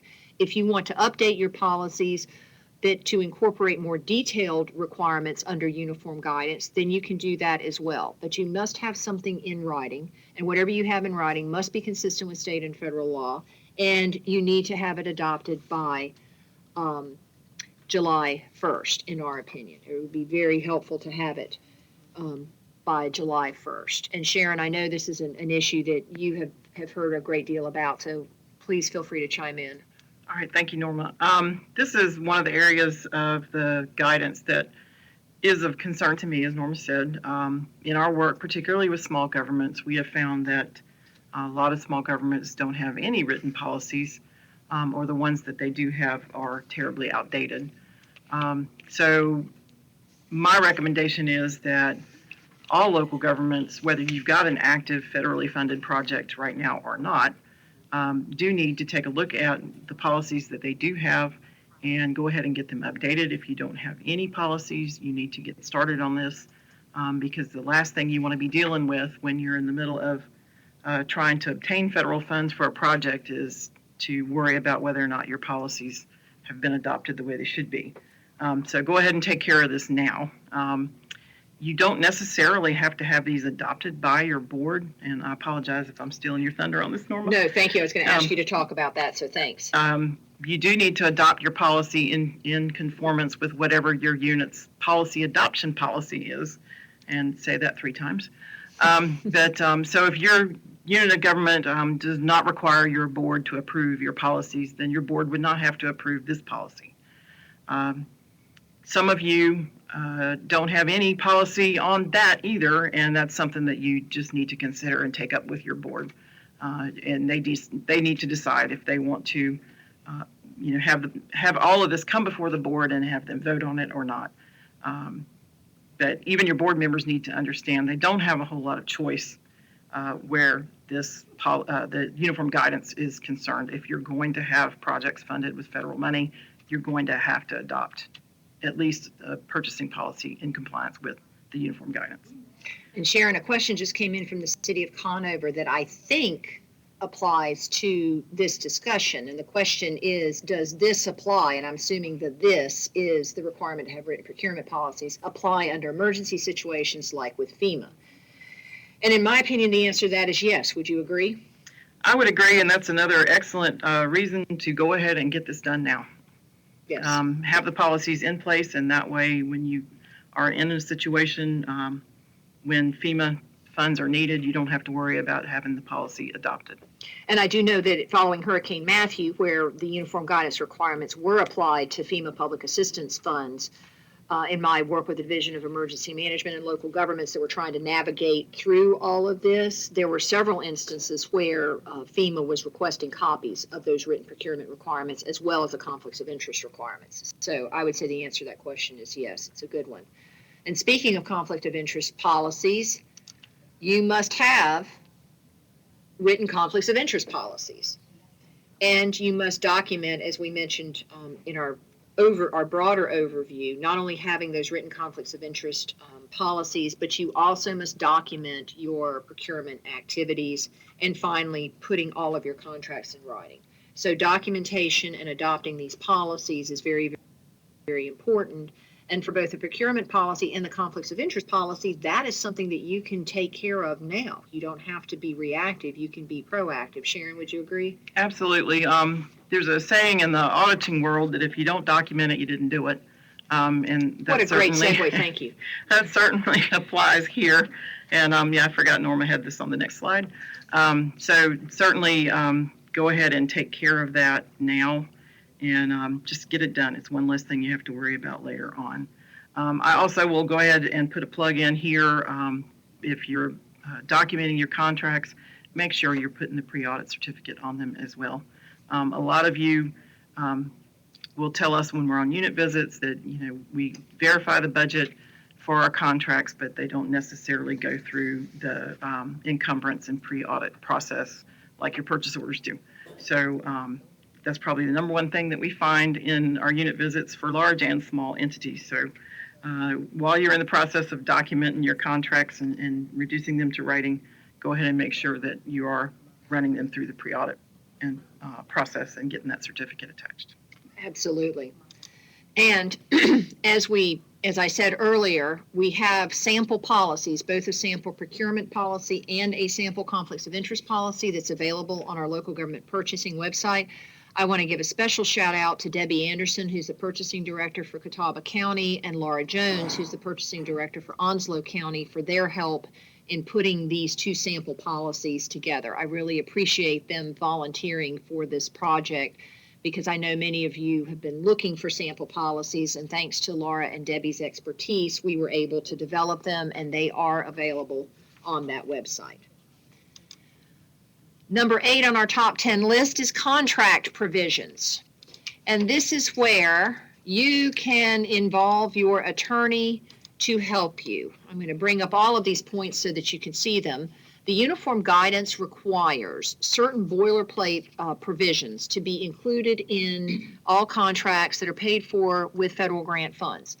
Now, whether or not it makes sense from an operational standpoint to have a separate written contract, or whether you want to include this boilerplate language in your T's and C's, or make reference to them by incorporation on your POs, is going to vary depending on your local purchasing practices.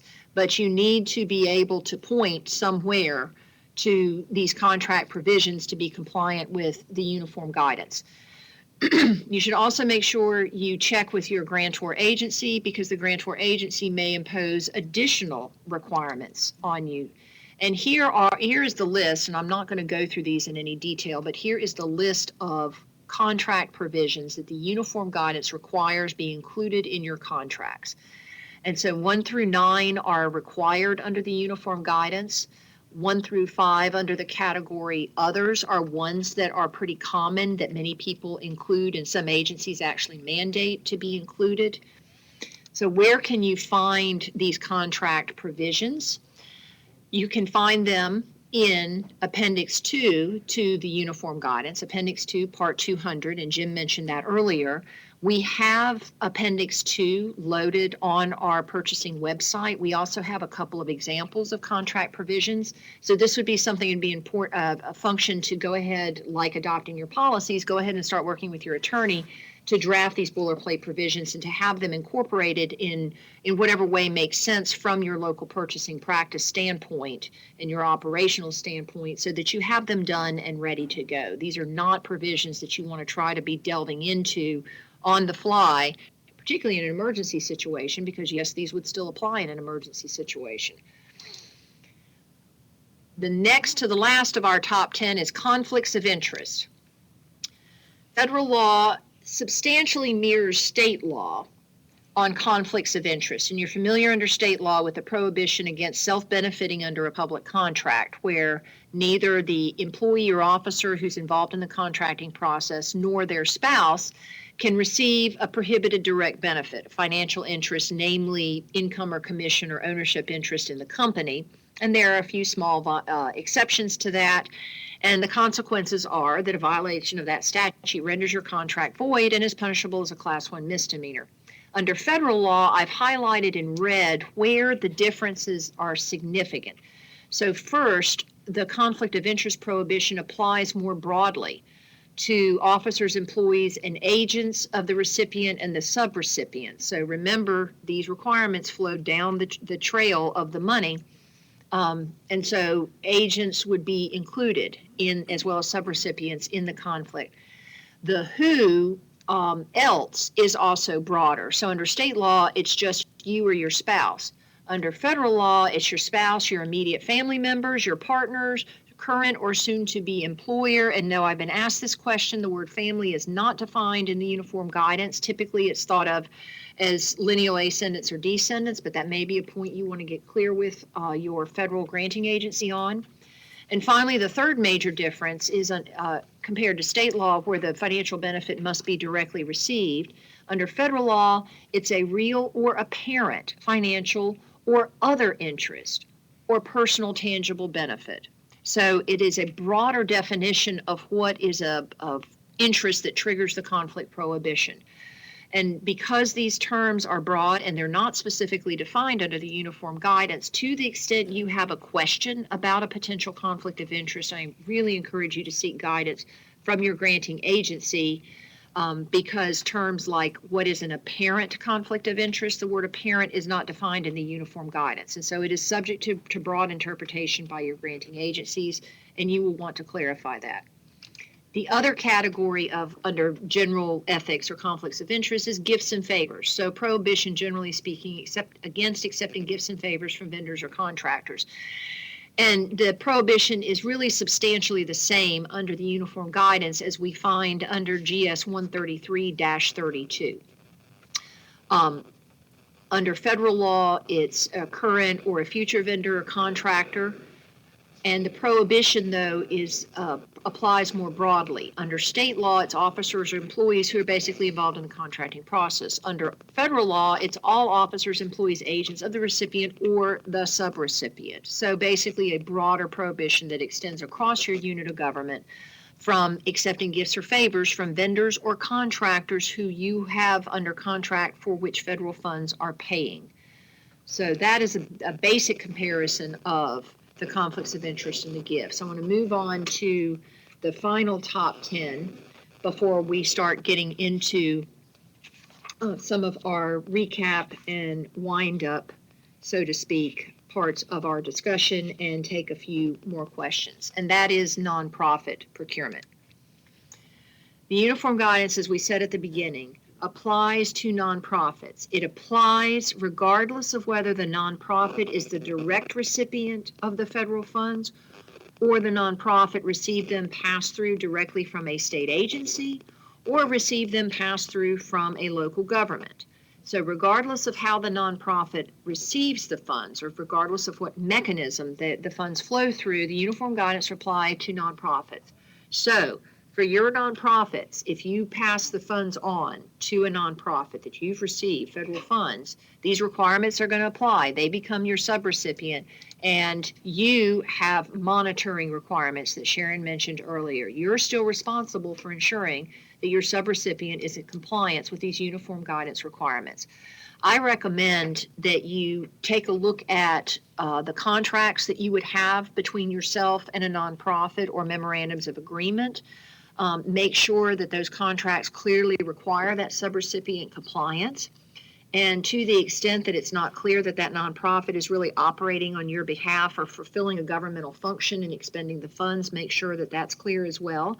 This was an issue that came up in Hurricane Matthew with FEMA funds, where some nonprofits did not have a written MOU with their partner local government, and yet were performing governmental functions, were not eligible for FEMA reimbursement because there was no verification or documentation that the nonprofit was acting on behalf of the local government. So again, back to Sharon's point previously, if you didn't document it, it didn't happen. So this is another example of an activity you can engage in now and make sure all of that documentation is in place. Sharon or Jim, are there any other comments you'd like to make about nonprofit compliance? Because this is a really significant change from the way the law used to govern nonprofit allocations. Yeah, I just want to say that in the uniform guidance, again, there are some exceptions to some of the administrative requirements and whatnot, but the subrecipient monitoring and management, I cannot find any exceptions for that. So if you have federal funds that you are passing to let's say a not-for-profit or another organization, and they're considered subrecipients, you do have responsibility for monitoring those. So keep that in mind. There's no exceptions for that.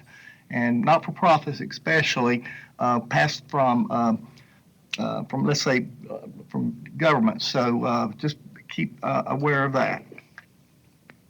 I'd also add that just keep in mind also that this applies not only to purchases, but service contracts. And that's a big difference from what we're used to as well. Very good point. Thank you. And so finally, we're starting to wind down the substantive part of our presentation, and then I think we'll have some time to answer a few questions before we conclude our webinar. So first, things to do when you get back to your office. Hopefully this will serve as a checklist that you can use to help you be prepared to become compliant. So first, be familiar with the uniform guidance, and hopefully this webinar has helped start you on that path.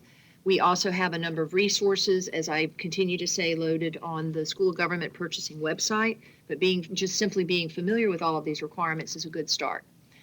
Adopt or update your local purchasing policies. As Sharon said, that's something you can do now to be in compliance.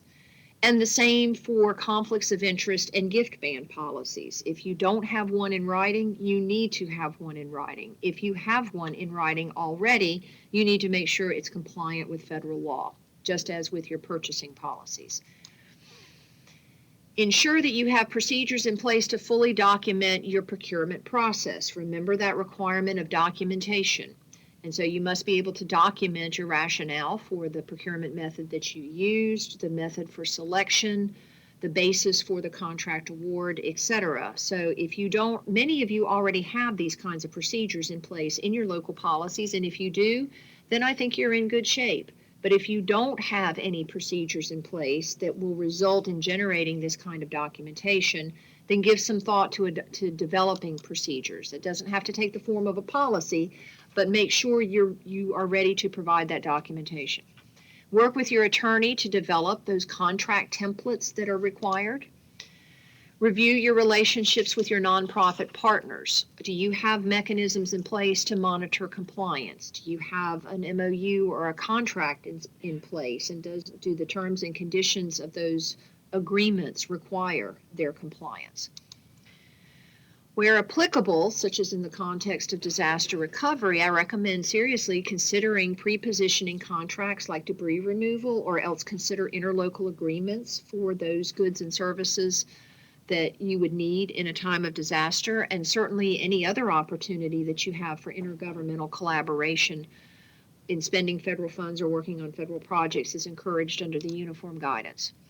And finally, always, always, always review the terms and conditions of your specific grant awards to confirm what additional requirements may be imposed on you by the terms and conditions of that grant fund, and check with your grantor agency. So when in doubt, send them a question in writing, send an email to your point of contact with your grant award agency, and get that answer in writing and save it to your project file. Sharon or Jim, are there any other points on suggestions on getting prepared that you'd like to offer? I'll make one more comment about the policies and procedures. Any employees that need to follow these, and I'm thinking particularly of the gift ban policy, once the policies are in place, whether or not the board has to adopt them, again, is a matter of unit preference. But once they're in place, any employee that falls under that policy, I highly recommend that you give them a copy and have them sign that they received it. And that way you know that they are at least aware that they're required to comply with that policy, and you've got documentation that they've received a copy. That's an outstanding suggestion, Sharon. Jim? I just want to add that according to 200-324, that the federal agency or any kind of pass-through agency has a right to come and look at your your details for your procurement procedures, especially when you're soliciting bids. So keep that in mind as well. They do have the right to do that. Yes, that's a very good point, Jim. You not only must have that documentation, but you must also make it available to your federal granting agency upon request. So make sure you not only have the documentation, but you maintain that documentation. Any requests for proposals, independent bids, any kind of cost estimates or anything like that, they have a right to come and ask for that. Mm-hmm. They do. They do. Thank you. That's a great suggestion.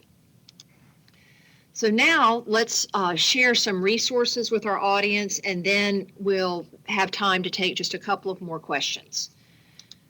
And I know Jim and Sharon, you all have some additional resources you want to mention. So I'm going to walk through a couple of the main ones and then invite you to share additional resources additional resources with our audience. First, if you want to see a copy of the uniform guidance, here is the link to the ECFR, the electronic version of the code, the federal code.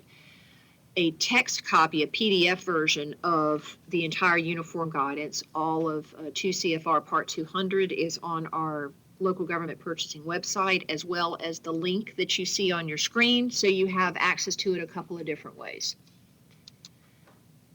The Treasurer's Office website is always a great source of information on all kinds of subjects, but in particular, the guidance memo that the Treasurer's Office issued, that Sharon authored, that summarizes these requirements, and any subsequent memorandums that might be issued from her office would be archived on the Treasurer's Office website under their memos section. Jim or Sharon, are there any other resources you want to highlight that you all have available on your website?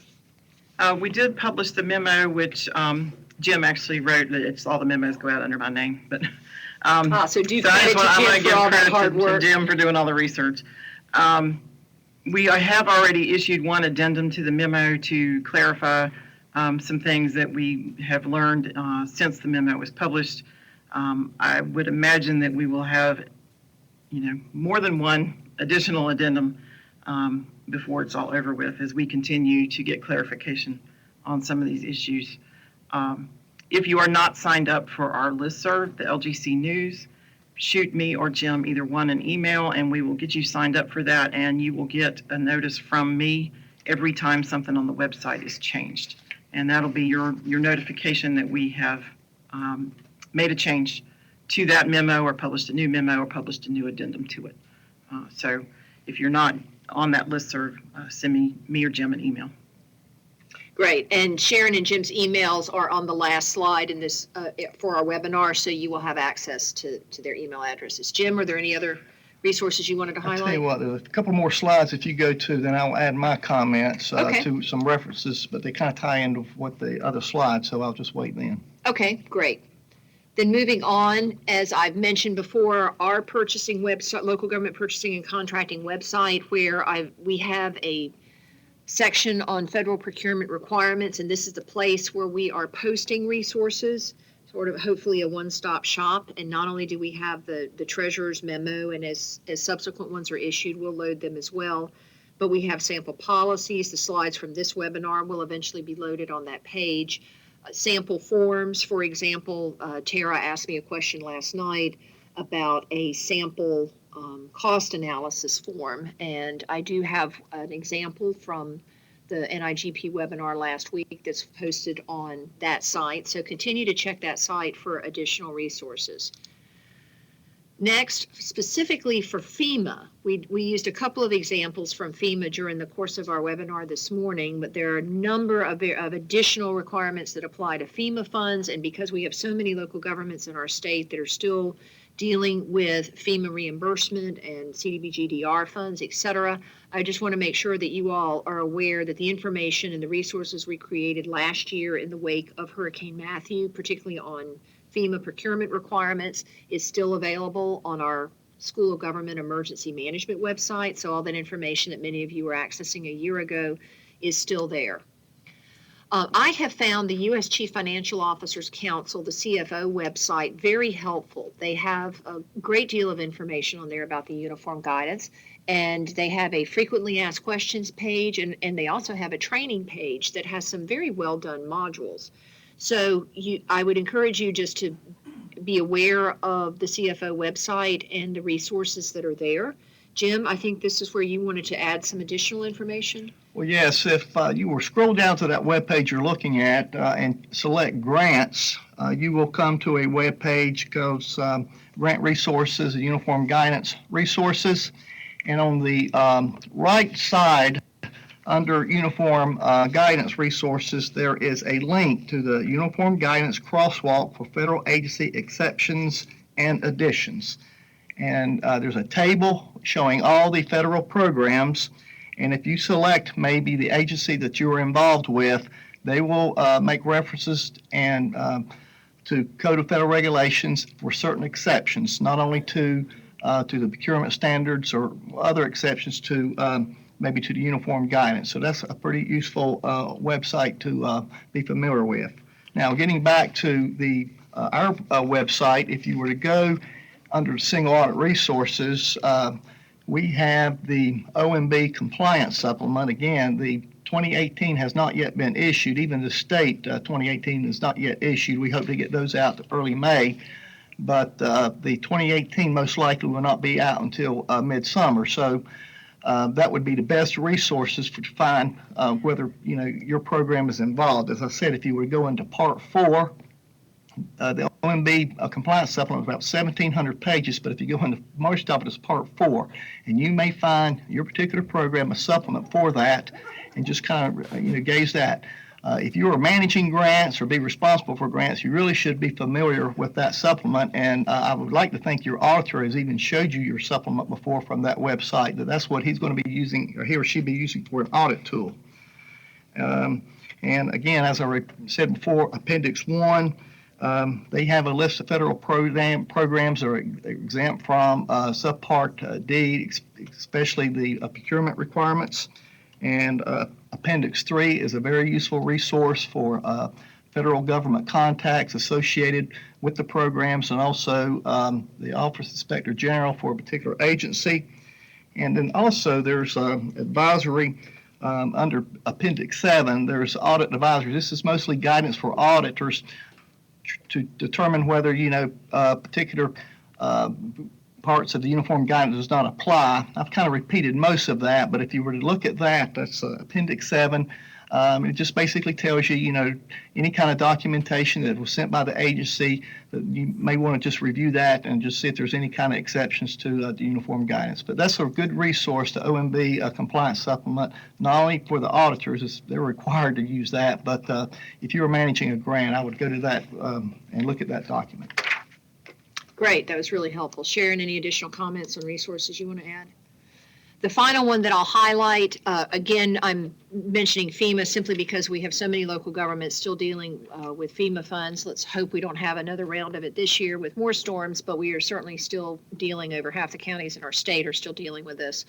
And even for those of you not dealing directly with FEMA, FEMA's Procurement Disaster Assistance Team, we call it PDAT, which is a group of lawyers who are procurement specialists and experts in uniform guidance. They actually developed a series of training modules that I have found very, very helpful, and they are available on the PDAT website that you see there. So I would, to the extent that you might need a short burst of information, the modules not only on the CFO website, but also on the FEMA PDAT website, I have found really helpful. And here are Sharon and Jim's emails as well as mine. We've got just a few minutes left, and I think maybe we can take a couple of questions, Sharon and Jim, if that's all right, and then we'll bring our webinar to a close because we are going to stop right at 12 noon or maybe a few minutes before to allow folks to fill out the survey. But I know many of you have sent questions in, and we're not going to be able to answer all of them, but I do want to assure you once again that we have captured all of them that you have sent in writing. And we will provide written answers to all of these questions, hopefully by the end of this week. That's entirely dependent on my ability to write out answers and double check the correctness of them and consult with Sharon and Jim if necessary. So, and to seek their input to the extent that the questions fall into their expertise and not mine. So my goal will be to have the questions, all the Q&A done and posted on the course page by the end of this week. Some of these questions I can see we probably need to follow up with you and get more facts covering this. I mean, they're good questions, and we definitely want to answer those, but I may need to follow up with you and get some more specifics about maybe a particular program and make sure I understand exactly what your question is. Mm-hmm. That's true, Jim, because some of these might be very grant specific. So let me give you an example. Barb wrote, thank you for your question. If we're using an engineer on an on-call contract to help apply for a grant or loan, and they are assisting with the determination of whether we need a design contract, can we award the design contract to that engineer? Generally speaking, under the uniform guidance, the answer would be no. That would be an example of the conflict of interest prohibition that we discussed at the beginning in our general standards discussion. I have heard that there are some grant award agencies that are providing some flexibility on that prohibition. So I would say, Barb, generally speaking, the uniform guidance would prohibit that. But you may wish to, I would encourage you to confirm that with the specific granting agency, because there might be some differentiation based on the particular type of the contract. Rhonda, thank you for your question. What are the record retention requirements on this documentation? You would comply with the same record retention requirements that are applicable under the State Public Records Act and that are contained in the schedule of retention that is published by the Division of Archives and History. Here's a question here from Evangelina Mendez. If we currently have purchasing policies that do not comply with uniform guidance requirements, can we add the uniform requirements to the federal grant funds and have separate thresholds? Well, if you are involved with a local government has a June 30th deadline and have not yet submitted it or adopted these requirements, you have until July 1st, 2018. That's when you want to start. And they don't conflict with state requirements. You can have maybe somewhat separate policy for the federal, but you need to use the more restrictive, of course. But if there's different thresholds and you're spending federal funds, then you can use different thresholds. But again, you cannot conflict. It has to be lower than what the state thresholds would be, because you cannot conflict with the state requirements. That's great. Here's a question from Jude. Jude, thanks for your question. Would the documentation requirement be met by such things as the paper trail of the RFQ or the ITB or the RFP and meeting minutes from council action? I think generally speaking, yes. If you have a robust purchasing department, and Jude, I know that you all do down in Charlotte, if you have a robust process that already incorporates the documentation requirements, then I don't think there's any need to change your process. What is probably of more concern are local governments that operate on a much more informal basis that perhaps don't document their process as they walk through it, like I know you all do in Charlotte. And so for those local governments that take a more internal, from an administrative standpoint, informal approach to documentation, that's where you would need to make sure that you have that documentation in place. Okay, we have a question. When a local government has a loan and a grant combination of funding, does the coverage of the uniform guidance requirements extend to the loan portion? Again, if that loan does apply or is exempt, then you can separate that, but the grant portion will definitely apply. Okay, so that is a good question, and that's been asked before. But it only applies to the grant combination of that particular loan. But if there's if the loan is exempt, then it does not apply. All right, Buckaloo, thanks for your question. Is a purchase order considered a written contract? Yes. The form of the contract can come in many different ways. It can be a full separately written contract. It can be an invoice. It can be a PO. Many of you use electronic PO systems. And so you do not, in order to have the comply with the requirement of having both a written contract and a contract that includes the required boilerplate provisions, you do not have to now start entering into separate written contracts for every single transaction. Just simply make sure, for example, that your POs reprogram Munis, for example, to add language that your POs are incorporating by reference those requirements, for example, have those requirements posted somewhere else. But yes, a PO can satisfy the written requirement. And Evangelina, if I could follow very quickly to Jim's excellent advice based on your question, can you just add the uniform guidance requirements to your policy and maintain the separate thresholds? And of course, Jim said, yes, you could. Obviously, when you're spending federal grant funds, you need to follow the federal thresholds, not state. But Tara sent me a question last night that was related to that. Well, should we consider modifying our local policy to bring our thresholds in compliance with the uniform guidance? And I think that's really a policy choice. It depends on what your local thresholds are now and the degree to which you want to self-impose those lower requirements or more stringent requirements across all of your purchases, even if you're not spending federal grant funds. So I think it's important to keep in mind that your procurement activities that don't involve federal grant funds are not affected by any of what we talked about. All of this applies to your procurement activities when you're spending federal grant funds. And so the degree to which you want to modify your local policies as they apply to your non-federal procurement activities, that's a separate question from making sure your written policies are consistent with federal law, because those requirements are only triggered when you're spending federal grant funds. Jim, are there any other questions? We're starting to reach the end of our time. Do you see any other questions we need to answer, or shall we move on to wrapping up? Well, I do see this question here from Greg. I was trying to, those funds from the IDEA Part B, Preschool 619, and Part B 611 fall under the uniform guidance. What I have heard, what have we received from U.S. Department of Education is there's no exceptions to, other than the impact aid that we know of dealing with federal funds. But again, I would contact your granting agency on that and get their opinion. If you utilize these resources that I showed you in Appendix 3 of the OMB Compliance Supplement and ask specifically about those programs, you may get your an answer. And thank you for that. Jim, I wish we had time to answer all the questions, but we will get them to you in writing, hopefully posted by the end of the week. And so I want to now bring our webinar to a close, first by thanking Jim and Sharon for their great contributions today and being here with us. I also want to give a special thanks to three folks here at the School of Government who really made this webinar possible.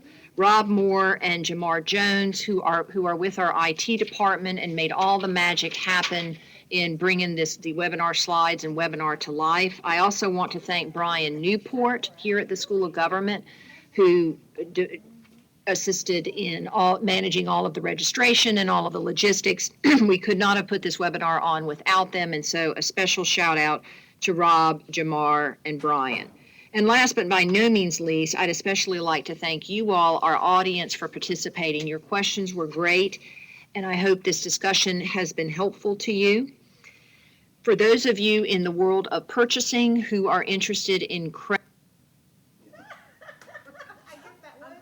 send me an email, send it just to me, indicating that you participated in the webinar, then I will send you a verification form. For those others of you who may have other licensure or certification requirements, who want to seek credit for continuing education credit for this webinar, please just self-report to your accrediting or licensing entity.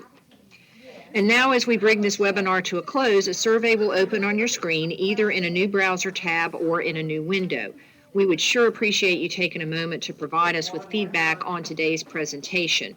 We'd like to know whether it was helpful to you, what we can do to improve in the future, and also what topics you'd like to see covered by us in future webinars. In addition, an email will be sent out today to all the registrants with a link to our evaluation survey. And so if you get the survey by that email link, we would appreciate you forwarding the email to everyone else in your group who watched the webinar with you today, because we'd like to get everybody's feedback. And so with that, I would like to thank you. Please be sure to fill out our evaluation if you could take a moment. And I hope you have a great day. This concludes our webinar.